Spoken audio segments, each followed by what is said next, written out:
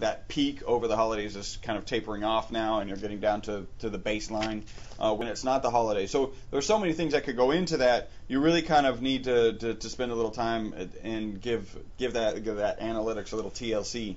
And just try and understand what's going on. It's not unusual for your traffic to change, to increase, to decrease, go back up. And what you're really looking for is, like Chris says, you're not going to stay steady, and if you are, please tell me how you do that. But you're going to go up, you're going to go down, but you want to go up, down a little, up, down. So you want to slowly go up, up, up, up, up, up, up. So. Yeah. Rather than going down, down. In the long haul, your goal is to be going up, and if you're doing proper SEO, that's definitely going to happen. And that's a great point. If you're doing proper SEO, if your traffic, you're out there and you're like, my traffic is decreasing, there could be a myriad well done. of reasons as to why your traffic could be decreasing. It could be that your competitors are out SEOing you, that's a term I like to use. It could be maybe you lost some links. It could be a piece of code on your website. It could be a lot of different things as to why your traffic is decreasing. What I would say is, focus on what you know. I love best. that. By the way, I love that phrase. What I would say. I guess it would be what I am saying. What I'm about to say. Is focus on what we all know is relevant and is of importance to your website, like keyword selection, like link building, like keyword selection, like keyword utilization inside of the content, not just in the content title and the alt tag title and the. You know what? If you haven't heard this, you need to go back and listen to our old podcast because we do cover each one of these in details. Where do your keywords need to be? What kind of ratio? By the way. So a while back, remember when we were analyzing the SEO rappers' lyrics? Most serious. Yes, there is an SEO rapper. Go back and listen to our podcast, and we actually break down one of his rhymes. It's kind of cool. I like saying that. We broke down some rhymes on our SEO podcast. So one of them was that you need to use Cascade Style Sheets, CSS, instead of tables. And at the time I was like, I'm not really buying that's important, and I don't think it's that important. I do see the value now because what happens is you get a lot of the text that is on the back side of your website off of your main website, and it's onto Cascade Style Sheet files. So your actual content that Google focuses on is more keyword rich. So if anybody has any questions about that, let me know because I can certainly explain that maybe a little bit better. So we are now a Cascade Style Sheet house. It's for two reasons, but one of them is because with Cascade Style Sheets you're going to do better with SEO. That's awesome. Yeah, so that's we're excited to be moving in that direction too. And thanks, it was kind of a culmination of information coming from different areas, and Chuck. Thanks, Chuck. We appreciate that. Giving us some good information. We need to get him back in here. We do need to get Chuck back in here. At least once a year. I mean, he's a very, very busy man. He's rapping all the time. He's doing SEO and for a couple of companies here in Houston, I know. And so we need to get him back in here. What else? You want to go over the other question? I have something to follow with Darren. I got this other question. So he was asking. He started thinking. I think Darren is a pontificator, a guy who thinks a lot. Okay.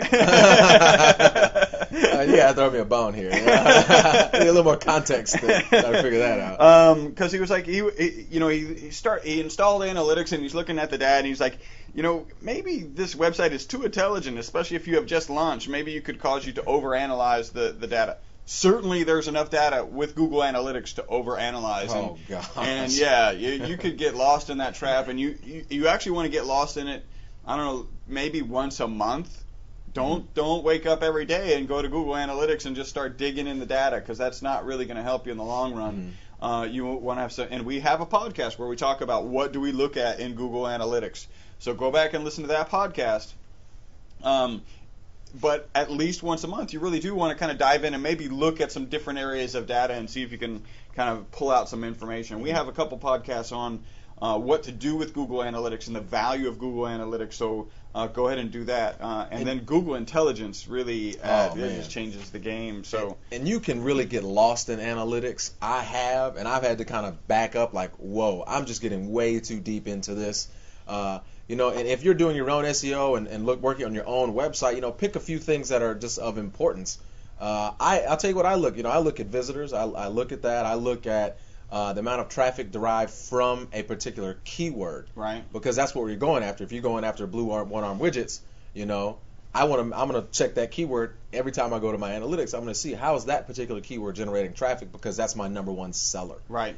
And with analytics, you can actually see they came in with those keywords. Where did they go? And then that actually goes through. Wow, that was a great segue. Right into our next. That's not the thing that rides. The segue, like from one into the other. So, do we have any guides on setting goals? Right. And so I don't know what kind of guides he's looking for, and he's actually hoping they're on YouTube. And the short answer to that is no, not yet. We don't. Until this podcast, actually, the video part of this podcast gets put on YouTube, which we will do eventually. We're having some staff issues. We won't go there.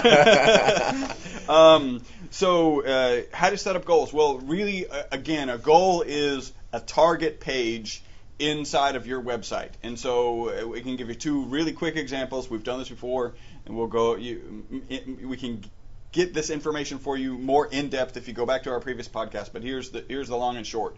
We have on our website we have a free analysis. Mm-hmm. If you go fill in the form for the free analysis, it takes you to the thank you page. The thank you page is a goal. So every time somebody gets to the thank you page, the only way to get there is having filled out the form and gone through the proper validation. And so when you get to that thank you page, we have a goal. Check. Goal. Woohoo. Goal completed. Goal completed. So that's the kind of things that you want to follow. The other is on a shopping cart, the thank you page after purchasing is a goal. So now you know that your goal is to get them to purchase. The thing that indicates to Google that somebody has purchased is not the order form page, is not the shopping cart, the actual shopping cart with all the items in it. It's the thank you for purchasing page. That's when you've reached your goal. And you can actually do full e-commerce and track the amount, and we've done that on a number of our clients. So, Darren, hopefully that answers your question. If you wanted anything, I don't know if it says guides. I don't know if you need anything further than that. But let us know. You've been in contact. You've been a long-time listener, so we really appreciate that. I also like this. He asks, does anyone actually know what Google means, right?